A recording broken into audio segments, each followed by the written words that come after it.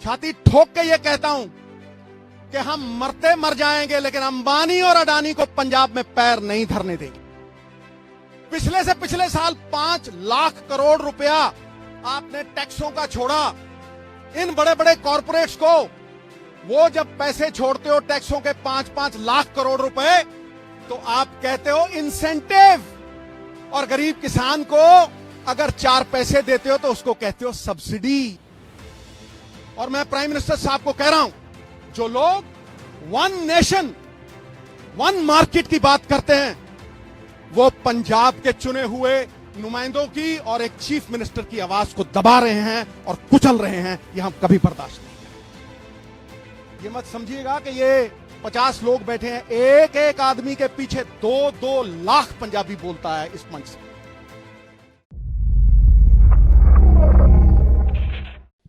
मानयोग chief minister साहब, मेरे साथी साहबान, बैंस साहब, खैरा साहब, थोड़ा खैर मकदम करना। सरकारों की नीयत में आ जाए फर्क, अगर नजारा चाहे जन्नत का क्यों ना हो, गर्क हो जाएगा। और आज मैं हिंदी में भी बात करूंगा क्योंकि मुझे पता है ये प्लेटफॉर्म क्या है। मैं जानता हूं कि गूंगी बहरी सरकार तक अगर आवाज पहुंचानी हो तो धमाका जरूरी है। ये धमाका ही है। ये मत समझिएगा कि ये 50 लोग बैठे हैं, एक एक आदमी के पीछे 2-2 लाख पंजाबी बोलता है इस मंच से, 2-2 लाख पंजाबी। और अगर कोई एमपी बैठा है तो 15 लाख लोग उसके पीछे बोलते हैं। तो ये हीरे हैं, ये पंजाब के चुने हुए नुमाइंदे हैं। मैंने बात नीयत की है, नीयत की। नीयत साहब नीति में दिखती है, और नीति सिर्फ 2 पूंजीपतियों के लिए बनाई गई है मोदी सरकार ने। आप अगर यह सोचते हो कि यह कानून सरकार किसानों के हक में बना रही है तो बहुत बड़ी गलतफहमी है। यह सिर्फ 2 पूंजीपतियों के हक में उन्हें रिमोट कंट्रोल देने के लिए कानून बनाए गए हैं। और मैं आज डंके की चोट पे यह कहता हूं, छाती ठोक के यह कहता हूं कि हम मरते मर जाएंगे, लेकिन अंबानी और अडानी को पंजाब में पैर नहीं धरने देंगे। ये लीडर हैं। 100 भेड़ों के आगे एक शेर लगाओ, भेड़ें शेर हो जाती हैं, और ये शेरों के आगे बब्बर शेर हैं। और इनके आगे मैं बात जो करने वाला हूं वो बड़ी पते की, और यहां वाजिब है। ई नैम तो पहले भी था साहब, पहले भी ऑनलाइन ट्रेडिंग होती थी। आप मंडियों की बात करते हो, आप ये बात करते हो कि फ्री मार्केट होनी चाहिए, तो फिर यह कानून बनाने की क्यों जरूरत है? बाहर से ई नैम होता था, ऑनलाइन ट्रेडिंग होती थी, ये कानून क्यों बनाए गए? ये कानून इसलिए बनाए गए कि पंजाब के किसान के कानूनी अख्तियार, कानूनी अधिकार पूरी तरह से छीन लिए जाएं। मैंने आज तक कोई ऐसा कानून नहीं देखा जो किसान को कोर्ट में जाने से रोकता है। ये वो कानून बनाया है मोदी साहब ने काला, जिससे किसान अगर उसका कोई डिस्प्यूट होता है तो वो कोर्ट में नहीं जा सकता, नंबर 1।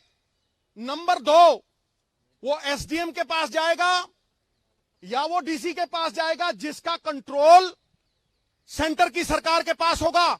और ये चुने हुए नुमाइंदे, ये रेस जिताने वाले घोड़े दर्शनी घोड़े बना दिए जाएंगे।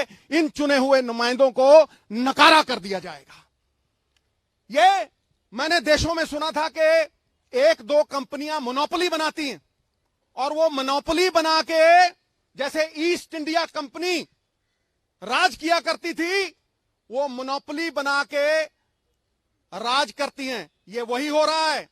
ये रिमोट कंट्रोल ये गोरे अंग्रेजों के हाथ में नहीं, ये काले अंग्रेजों के हाथ में दिया जा रहा है। और ईस्ट इंडिया कंपनी की तरह ये पूरे का पूरा कंट्रोल हमें कठपुतलियां बनाने के लिए अंबानी और अडानी के हाथ में देने की ये साजिश है। उसका प्रमाण है 17 लाख करोड़ रुपए के एनपीए हैं, बैंकों को लुटा दिया। 17 लाख करोड़ रुपए के एनपीए आपने सारे बैंक लुटा दिए, किसी एक पे कार्रवाई हुई? पिछले से पिछले साल 5 लाख करोड़ रुपया आपने टैक्सों का छोड़ा। इन बड़े बड़े कॉरपोरेट्स को वो जब पैसे छोड़ते हो टैक्सों के 5-5 लाख करोड़ रुपए, तो आप कहते हो इंसेंटिव, और गरीब किसान को अगर 4 पैसे देते हो तो उसको कहते हो सब्सिडी। वाह वाह, 17 लाख करोड़ के एनपीए। पूछिए मोदी सरकार से क्या जवाबदेही बनाया है किसी को? 5 लाख करोड़ रुपए के रेवेन्यूज फोरगॉन बजट में आते हैं। ये तिवारी साहब बैठे हैं, एमपी साहिबान बैठे हैं, रेवेन्यूज फोरगॉन। वो रेवेन्यूज फोरगॉन आप छोड़ते हो, वो इंसेंटिव। और किसान की जो बनी बनाई इनकम थी, किसान क्यों डरा हुआ है? किसान इसलिए डरा हुआ है कि उसकी लागत बढ़ रही है, उसके खर्चे बढ़ रहे हैं, पेस्टिसाइड के ऊपर खर्चे बढ़ रहे हैं, पेट्रोल की कीमत बढ़ रही है। लेकिन जो उसकी अश्योर्ड इनकम थी, आज मोदी सरकार वो अश्योर्ड इनकम को छीन रही है। पॉइंट नंबर 2, ये पहला था। Point number 2, this is an attack on the federal structure of India. ये हमारे संघीय ढांचे के ऊपर एक अटैक है। It impinges and impedes on the spirit of the constitution. ये कॉन्स्टिट्यूशन की स्पिरिट पे, हमारी आत्मा पे ये आघात है। हर स्टेट के अलग अलग मसले हैं, हर एक स्टेट के अलग अलग मसले हैं साहब। इसीलिए उन अलग अलग मसलों को सुलझाने के लिए वहां की सरकारों का चयन होता है। ये कहां का इंसाफ है कि एक चीफ मिनिस्टर और उसके सारे चुने हुए नुमाइंदे, ऑपोजिशन वगैरह सारी इकट्ठी, तुम एक स्टेट के चुने हुए नुमाइंदों की आवाज को दबा रहे हो और उसके 70% किसान उनकी आवाज को दबा रहे हो। It is an attack on our federal structure. Federal structure पे ये जो अटैक है, इसके बारे में मैं पूरी तरह से पुरजोर विरोध करता हूं। और प्रियम्बल में एक वर्ड आता है फ्रेटर्निटी। फ्रेटर्निटी का क्या मतलब है? फ्रेटर्निटी का मतलब है कि हम आपसी भाईचारे में बंधे हुए हैं, हम पारिवारिक सांझ में बंधे हुए हैं, और वो यूनिटी इन डाइवर्सिटी। हमारी भाषाएं अलग हैं, हमारी भाषाएं अलग हैं, हमारा कल्चर अलग है, लेकिन फिर भी हम एक हैं। तो जब हम अपने स्टेट की बात बुलंद कर रहे हैं या किसी इंडिविजुअल किसान की बात बुलंद कर रहे हैं, हम किसान के साथ साथ हम संविधान के पक्ष में लड़ाई लड़ रहे हैं। हम आज संविधान के पक्ष में खड़े हैं, अपने फेडरल स्ट्रक्चर के पक्ष में खड़े हैं। एकता तो जेल की भी होती है, लेकिन साहब ये जेल की एकता नहीं है, ये आपसी भाईचारे की हिंदुस्तान की एकता है। ये यूनिटी इन डाइवर्सिटी है, और वो संजीदगी से लेने वाली बात है। जो लोग, और मैं प्राइम मिनिस्टर साहब को कह रहा हूं, जो लोग वन नेशन वन मार्केट की बात करते हैं, वो पंजाब के चुने हुए नुमाइंदों की और एक चीफ मिनिस्टर की आवाज को दबा रहे हैं और कुचल रहे हैं। ये हम कभी बर्दाश्त नहीं करेंगे।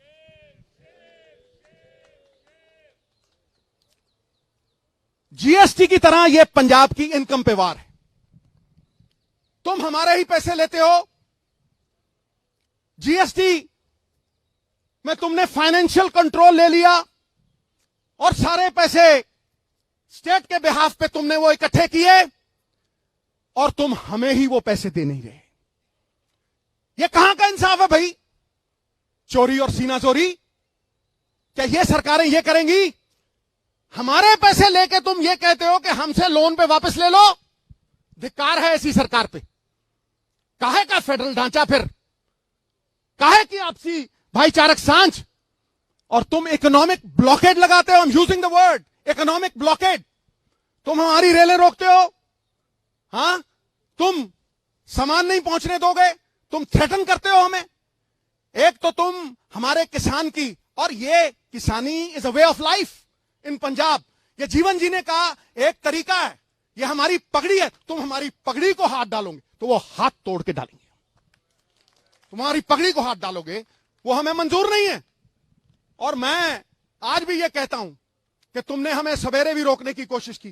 किसानी का संघर्ष जो है वो पवित्र संघर्ष है, झंडे में डंडे वाला संघर्ष है, नॉन वायलेंट संघर्ष है। तुम उस संघर्ष को बाहरी ताकतों के साथ जोड़ोगे तो तुम किसान का निरादर कर रहोगे, उसका अपमान करोगे, वो हम सहन नहीं करेंगे। अगली बात मैं कर रहा हूं, पहले आपने जीएसटी छीन लिया, हमारी मंडियों से 5,000 करोड़ रुपया, सीएम साहब बैठे हैं, बाकी लोग बैठे हैं, 5,000 करोड़, पिछले साल 4,000 करोड़, इस साल 5,000 करोड़ बाप दादाओं ने, हमारी पुश्तों ने, 4 पीढ़ियों ने मिलके वो इंफ्रास्ट्रक्चर खड़ा किया है।